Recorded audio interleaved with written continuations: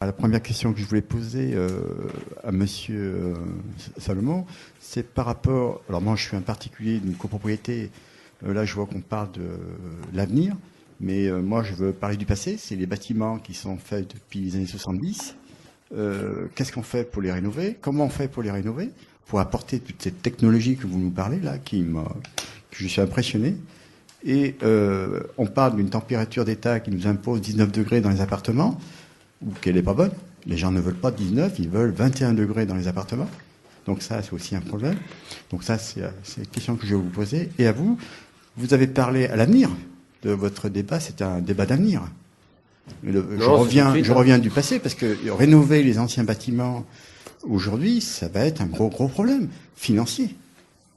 Donc là, c'est notre question, nous, propriétaires ou même bailleurs, on va dire, mais moi je parle en tant que propriétaire, comment on fait? Je vais rénover mon bâtiment et avec un coût moyen, quoi. Voilà. Je te laisse répondre en premier.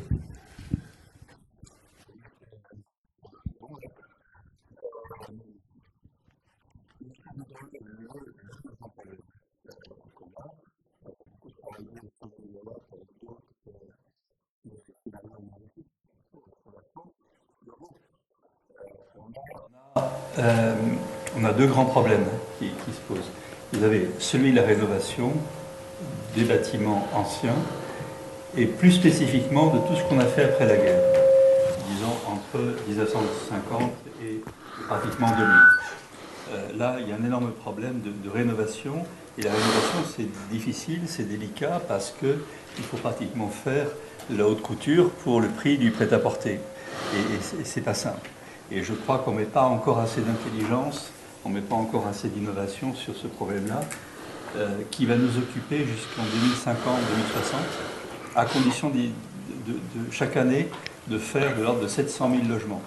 Et 700 000 logements à un niveau de l'ordre de 80 kWh par mètre carré en chauffage eau chaude.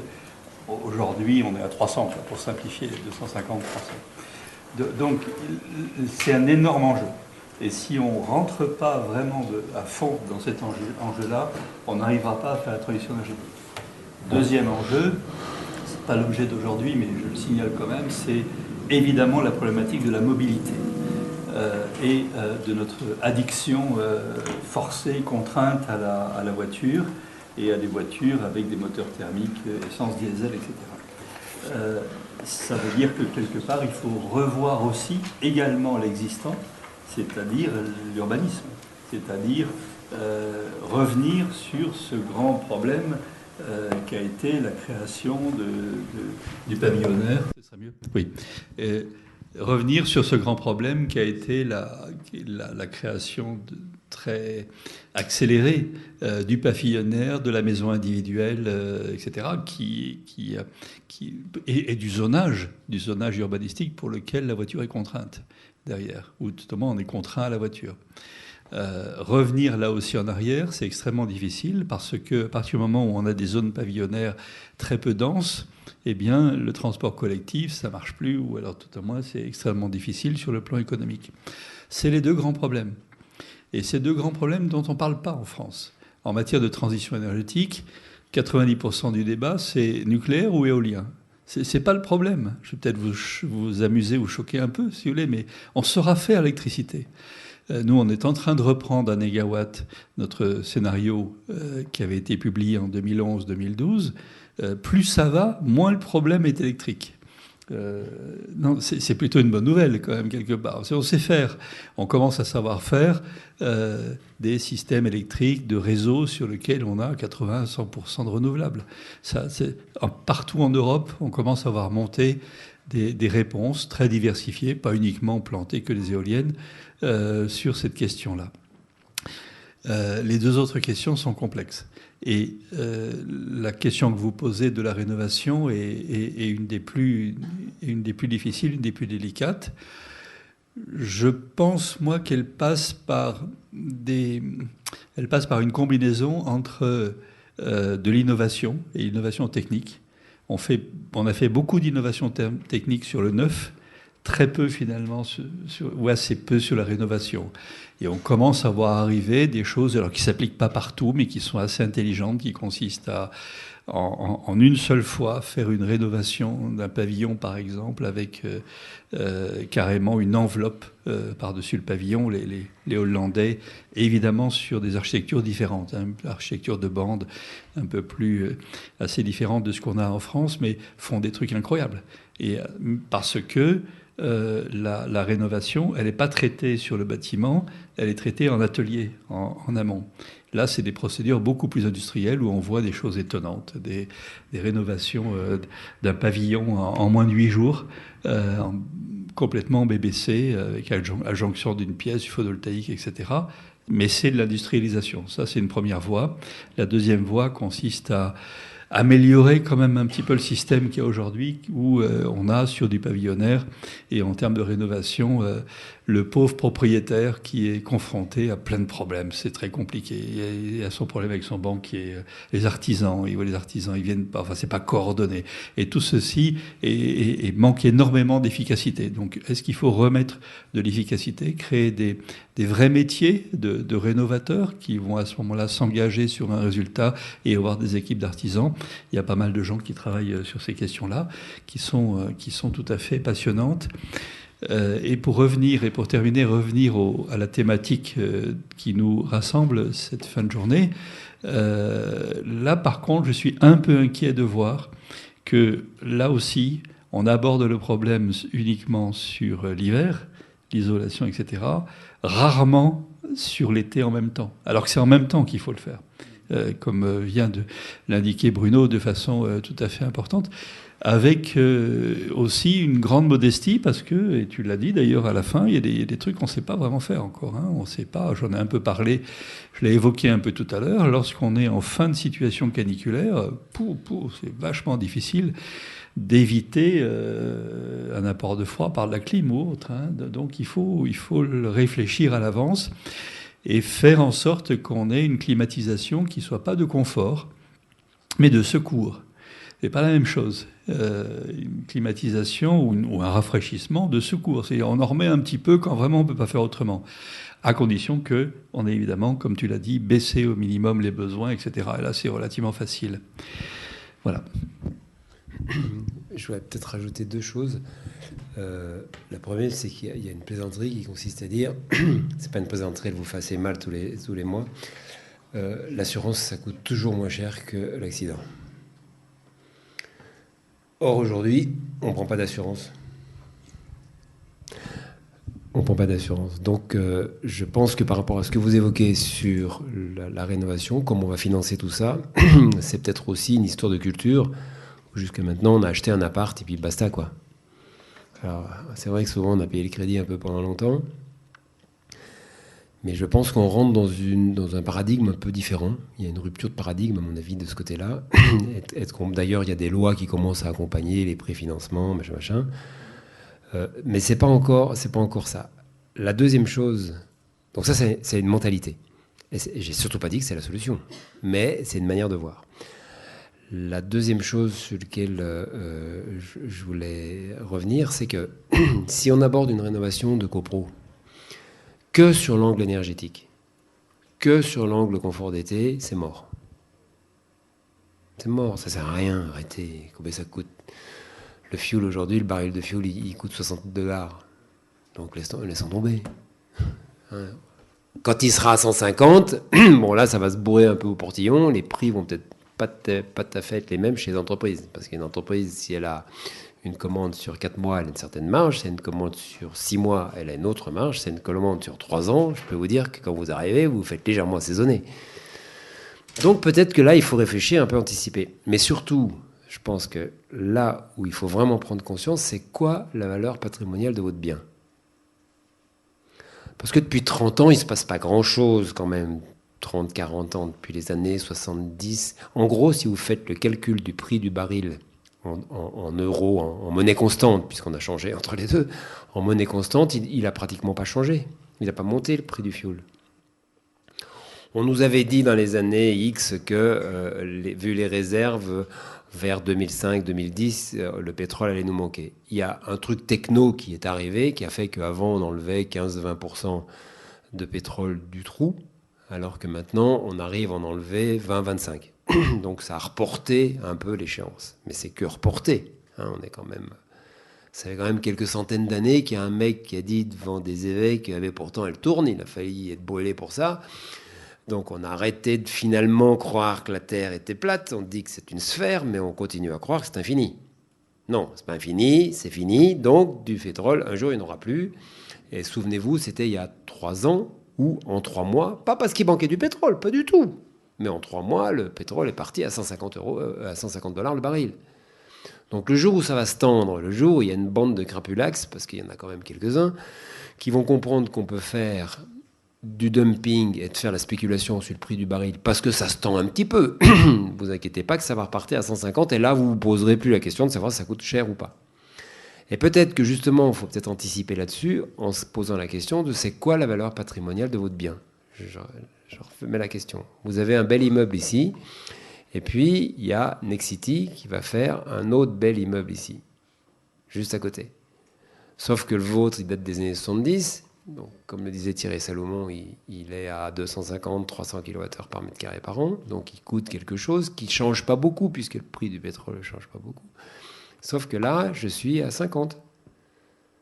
Donc, ça veut dire que pour l'instant, on s'en fout un peu, ça ne coûte pas cher. Mais le jour où ça flambe, ça vaudra quoi, ça ?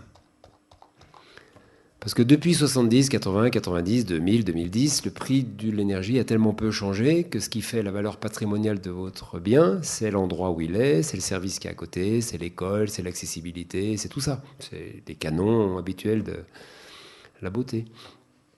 Sauf que quand l'énergie va se mettre à coûter son vrai prix, parce qu'aujourd'hui, elle ne coûte pas son... On vit à crédit, là, hein, carrément. Mais ça intéresse beaucoup cette bulle financière qu'on vit à crédit. Si on enlève les crédits, ils sont morts, donc ils sont très intéressés à ce que ça dure. Eh bien, ce jour-là, ça va coûter très très cher. Donc je pense qu'il faut, en bon père de famille, entre guillemets, hein, nous on en fait plein, on a fait un beau diagnostic d'un beau bâtiment de 170 logements sur Lyon, là. Et à l'Assemblée des copropriétaires, où il y avait 80 copropriétaires, à un moment, il y a un copropriétaire qui s'est levé, puis qui a engueulé tous les autres copropriétaires, parce que nous, on n'engueule pas, nous, c'est les clients. Il a dit, vous ne comprenez pas ce qu'il vous dit, il est en train de vous rajouter, d'aménager les 8 mètres carrés de loggia que vous avez en pièces de vie, donc de vous rajouter à 3000 balles le mètre carré, 24 000 € de valeur patrimoniale à votre bien, ça veut dire 2000 balles de plus que les travaux qu'ils vous proposent. Pourquoi vous freinez ? Donc je pense que si vous mettez la valeur patrimoniale de votre bien et vous arrêtez d'avoir une vision simplement énergéticienne, même simplement confort d'été, ben peut-être que vous allez regarder les choses différemment et la justification de la tenue de la valeur de votre patrimoine deviendra un argument fort.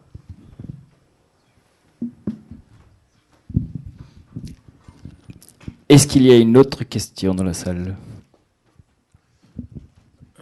Oui, je suis bureau d'études sur Lyon et je voulais savoir, alors c'est soit M. Salomon, soit vous, M. Georges, autant sur du tertiaire, arriver à faire de la surventilation jusqu'à du 5-6 volumeurs en ventilation nocturne, ça génère pas trop d'effets indésirables. Quelles limites vous acceptez en logement, en surventilation dans les simulations dynamiques ? Parce qu'on sait très bien que la nuit... il y a des choses qui peuvent s'envoler, les portes peuvent claquer, etc. Enfin, il y a tout un tas de désagréments. Donc, quelle est la limite haute que vous prenez en compte pour assurer qu'on a une réduction de température assez convenable ? Est-ce que c'est 2 volumeurs ? On va répondre à 2 voix. On va répondre à 2 voix. Peut-être qu'on va pas répondre la même chose, ça serait drôle. 2 volumeurs, c'est pas suffisant. 2 volumeurs, c'est insuffisant. Vous avez, l'échange n'est pas suffisant pour dissiper l'énergie au niveau de l'infrastructure. Donc, il faut monter à entre 5 et, 5-8 volumeurs en naturel. Ouais, mais comment on y arrive ? Vous ouvrez les fenêtres. Non, mais si c'est... Non. Mais c'est pas gênant. Faites le calcul. Non, faites le calcul, il n'y a pas de problème.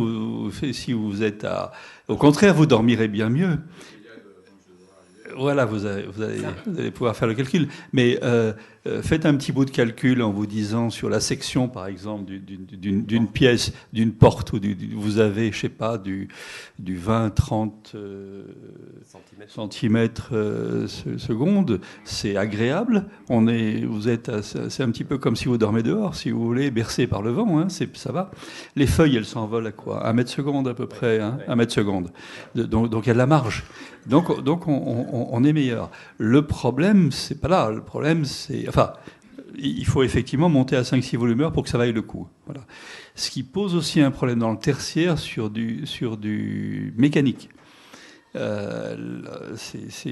Lorsqu'on est sur du 2-3 volumeurs, les sections sont importantes. Est-ce que ça vaut le coup? Parce que derrière, on va pas dissiper très bien l'énergie. Donc ça pose une difficulté. Ce qui est pas inintéressant, c'est sur les classes. Parce qu'à ce moment-là, on a effectivement, comme tu l'as indiqué, un renouvellement qui est assez important. Et donc, du coup, faire tourner la nuit pour rafraîchir, c'est pas inintéressant. Et en même temps, il y a normalement pas de gamins la nuit, quoi. Voilà. Pardon? Et voilà. Donc ça fonctionne à condition que la température, à condition que la température nocturne soit suffisamment basse. Sinon, ça vaut pas le coup. En gros, nous, en résidentiel, on considère qu'à 0,6 m² par chambre, avec un appartement traversant, et donc la somme, en fonction du nombre de chambres de l'appartement côté séjour, la moindre brisoline, ça fait 6 volumeurs. Mais une brise, un truc qui a même pas, ça fait bouger les feuilles. Hein. D'ouverture. Dans Lyon, il y a les problématiques de bruit, ça c'est une chose, mais on a des fois l'air qui stagne et pas trop de mouvement d'air dans. Voilà. Donc arriver à ces conditions, c'est assez délicat. Le sujet, c'est qu'il y a quand même des moments. Ouais. Il y a quand même des moments où il n'y a pas du tout de vent à Lyon. Hein. Et en plus, à Lyon, il n'y a pas du tout de vent, mais il fait que la canicule normale. Hein, vous prenez Grenoble, où là, il y a des phénomènes qu'on appelle d'inversion thermique, puisqu'il y a la chape qui passe du Vercors à la Chartreuse d'air froid qui reste dessous, et dessous, ça fait le hammam, où là, non seulement c'est difficile, mais ça va devenir difficile. Nous, on a fait quelques simules sur des trucs neufs, hein, et on pense qu'il y a plein de bâtiments qui vont devenir impropres à leur usage dans 20-25 ans. On a fait, Isouba, sur demande du Conseil régional Languedoc-Roussillon et de l'ADEME, un exercice très intéressant qui a été de faire de la prospective de simulation dynamique. Autrement dit, on s'est rapproché de Météo France et on a essayé de définir avec eux des fichiers météo pour 2030-2050, avec effectivement des périodes de canicule, un peu 2003, si vous voulez. Hein, on a pris aussi 2003. Et on avait fait pas mal de simulations sur un certain nombre de logements. Tu me vois venir. Et sur du neuf BBC et du neuf primé par la région, l'ADEME, etc. Et on a regardé ce que ça donnait en confort d'été 2030 ou 2050. Mon Dieu, ça passe pas du tout. Ça passe pas du tout. Pas du tout. C'est parce que ça a été fait sur les fichiers de maintenant. Un test très intéressant, qu'on fait assez souvent nous, c'est justement on reprend le fichier de 2003 et on regarde ce que ça donne. Et le fichier de 2003 est pas très loin de la norme 2030-2040, quoi, d'après ce que dit Météo France. Et on voit ce que ça donne. Ça passe pas, mais pas du tout. C'est-à-dire qu'on est sûr que dans notre magnifique bâtiment BBC, les occupants vont se précipiter à Casteau pour aller chercher la clim, parce que c'est épouvantable. Ça, c'est pas tenable, si vous voulez, sur le plan physiologique. Donc, on est face à une vraie difficulté par rapport à ça. C'est une boutade, mais physiologiquement, les femmes ont un système de circulation sanguine qui est un peu moins performant que celui des hommes. C'est pour ça que c'est toujours elles qui ont froid à l'hiver et qui se plaignent et qui montent les thermostats, machin. Mais statistiquement, on constate que l'été, c'est l'inverse. Les femmes sont beaucoup plus résilientes au climat chaud que les hommes. Donc comme on vit dans une société de mâles quand même, on peut imaginer que comme ils vont souffrir plus, légalement, ils vont faire évoluer la réglementation un peu plus vite que pour la chaleur. y avait une autre question ici. Bonjour, Antoine Lardouin. Vous avez parlé de l'importance de l'inertie dans les bâtiments. Et je voulais savoir ce que vous pensiez, votre avis sur le déphasage thermique des matériaux, et en particulier les écomatériaux comme la paille, par exemple, qui ont des déphasages importants. Savoir si pour vous, c'était important à prendre en compte dans la conception d'un bâtiment.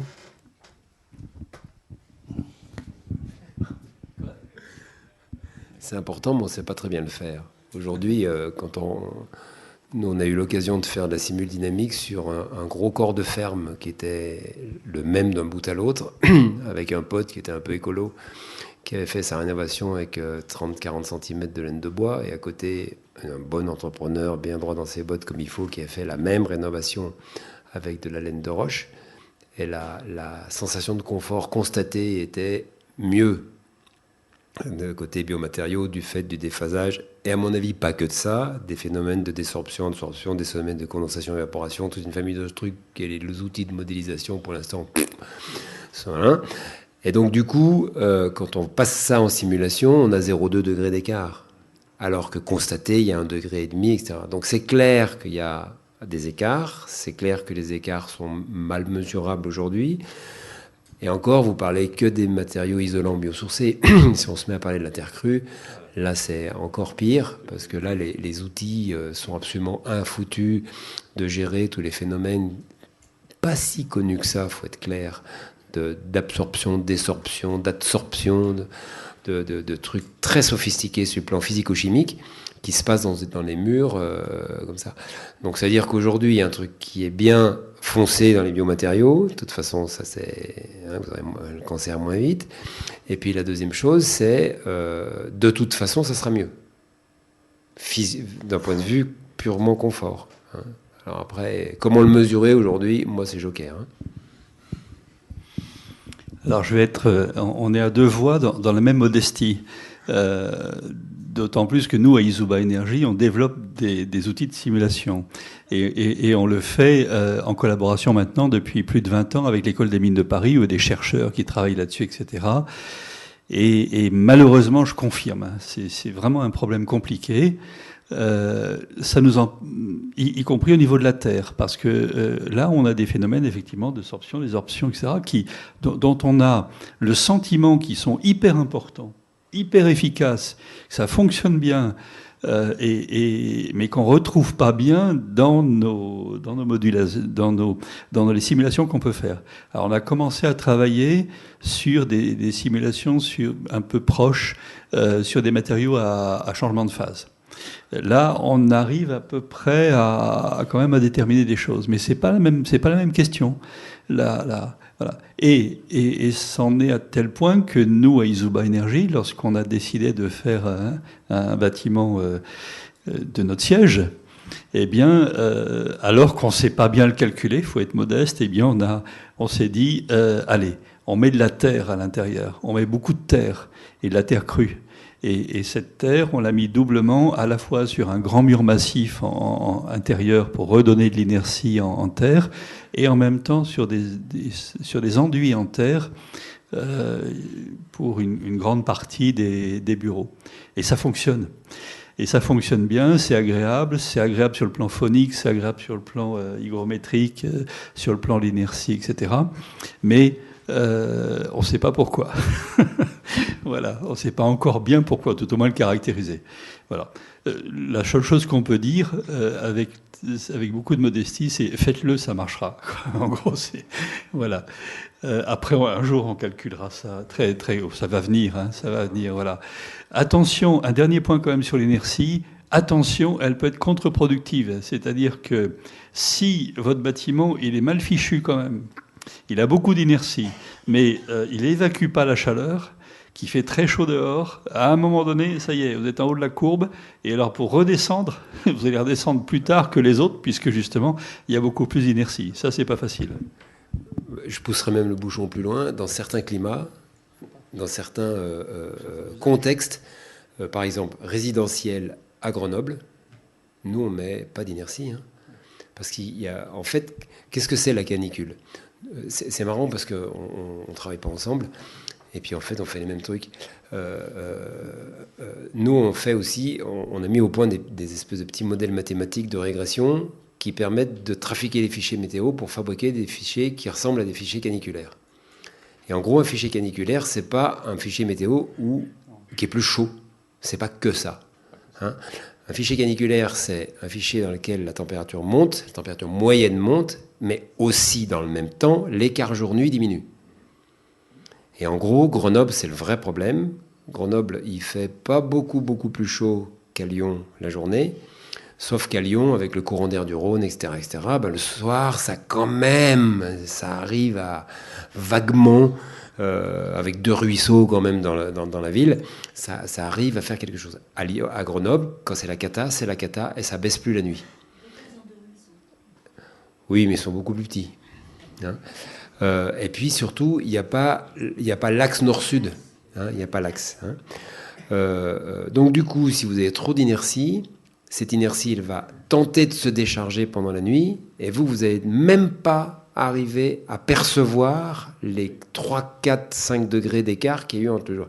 S'il n'y a pas du tout d'inertie, vous avez fait une paroi, une enveloppe thermique ultra efficace, et que pendant toute la journée, vous êtes fermé, il n'y a rien qui est rentré, et bien ça veut dire la nuit arrive, on s'ouvre, et là, il fait chaud, mais au moins les 3-4 degrés de moins, on les prend, on les a. Et on retrouve comme ça une thermique qui est plus très loin de ce qu'on peut faire aux Antilles, extrêmement peu d'inertie, mais avec quand même un problème, c'est qu'il peut faire moins 10 ou moins 15.